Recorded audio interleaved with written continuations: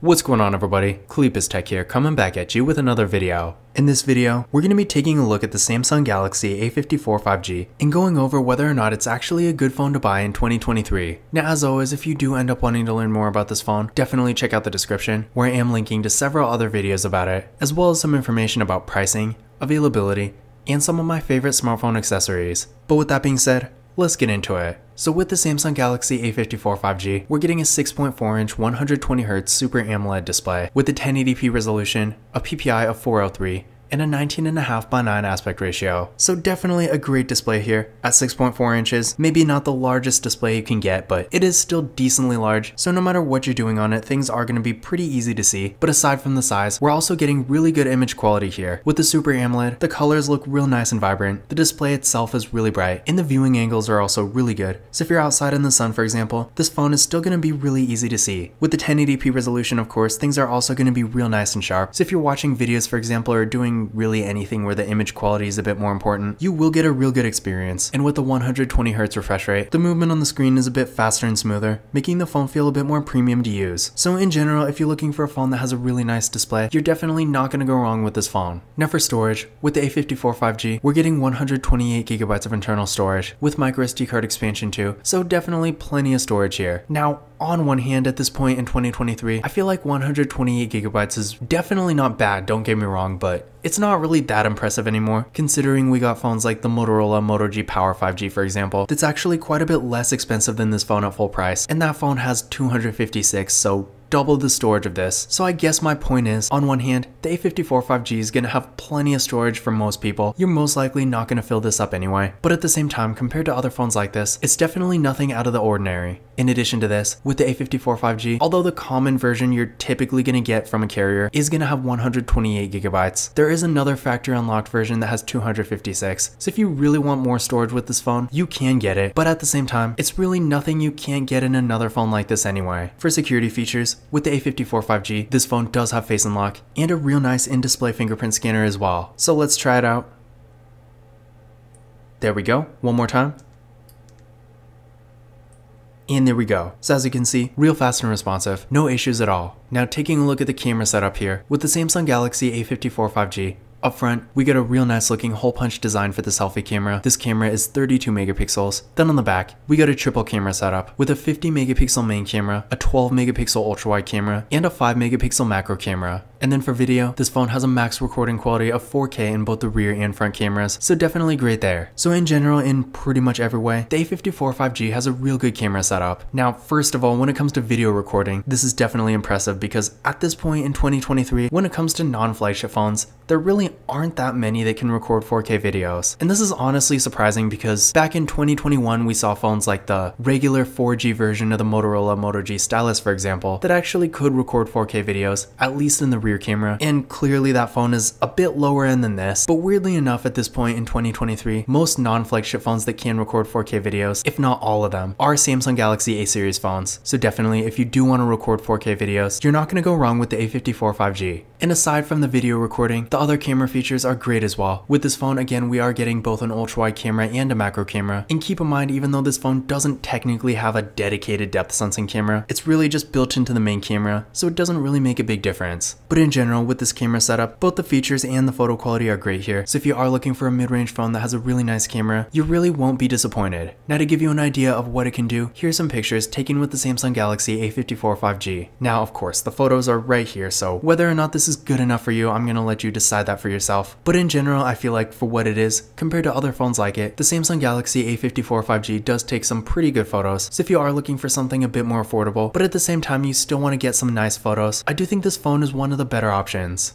For the RAM and processor, with the Samsung Galaxy A54 5G, we're getting 6GB of RAM with the Exynos 1380 processor. When it comes to performance, on one hand, if you compare this phone to a much higher end device, it's definitely not going to be nearly that fast, but at the same time, for a mid-range phone, I do think the performance we're getting here is pretty impressive. And the reason I bring up a higher end device is because a lot of people looking at a phone like this tend to be coming from older flagship phones, like a Samsung Galaxy S9 for example. And while this phone does have plenty of advantages over a phone like that, when it comes to performance, despite despite being decently fast for what it is, compared to pretty much any actual flagship phone, the performance we get with the A54 5G might feel like a bit of a downgrade. Now don't get me wrong, for pretty much any kind of basic activities, if you're going to be on your phone a lot doing stuff like web browsing, social media, watching videos, listening to music, playing most mobile games and stuff like that, you will get a good experience. But if you are coming from something that has more flagship level performance, then again this phone, despite being decently fast, is still not going to feel that fast. Now I did run a benchmark test on this phone using Geekbench 6, and here are the results I got. So what I recommend doing is running this test on your current phone and then comparing your results to these, and that's going to give you a better idea of where this phone stands performance wise compared to your current device. Because again, depending on what you're coming from,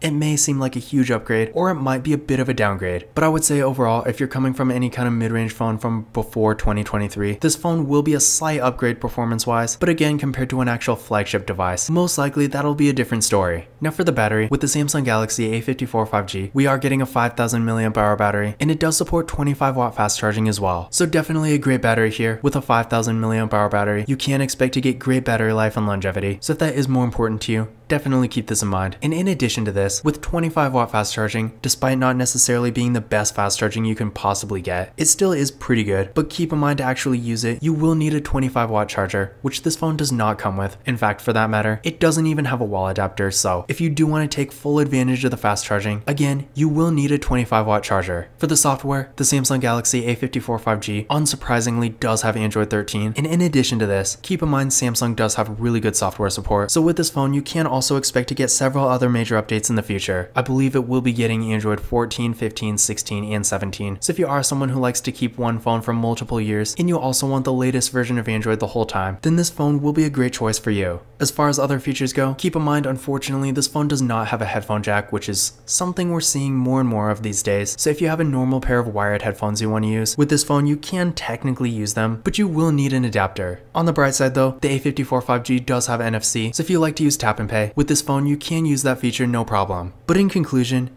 is the Samsung Galaxy A54 5G actually worth buying in 2023? Now when I first reviewed this phone, it wasn't quite being offered by US carriers, or at least it technically was, but they didn't really have a ton of good deals. But at this point, we really are starting to see some decent deals where you can get it for maybe 50% of full price or even less. Because keep in mind, this phone at full price goes for around $449, and in the US at least, you can get something quite a bit higher end, like a Google Pixel 6a or a Samsung Galaxy S21 FE for example, for less than $400. So at full price, I still don't think this phone is really worth buying, just because there are so many other options out there. But that being said, again, at this point in 2023, now that we're a little over halfway through the year, we are starting to see some decent deals with this phone. And for what it definitely is a great device. Pretty much everything you could possibly be looking for in a mid-range phone. It has a great display, plenty of storage, good performance, a great camera that can record 4K videos, a large battery, features like NFC, and really good software support. So honestly, unless you're looking for more of a flagship phone, you're not really going to get much better than the A54 5G. But again, that being said, at full price, I still feel like it's not really worth it, because there are lots of other phones that are pretty similar to this that are not going to be nearly as expensive. So the main point here is, if you can find a good deal on this phone, and by good deal I mean at least under $400, if not around the $300 range, I would say this phone is worth buying. But at the actual full price of $449 factory unlocked, despite this being a really good phone, I feel like at that point, you still can do better for the money. Now once again, if you do want to learn more about this phone,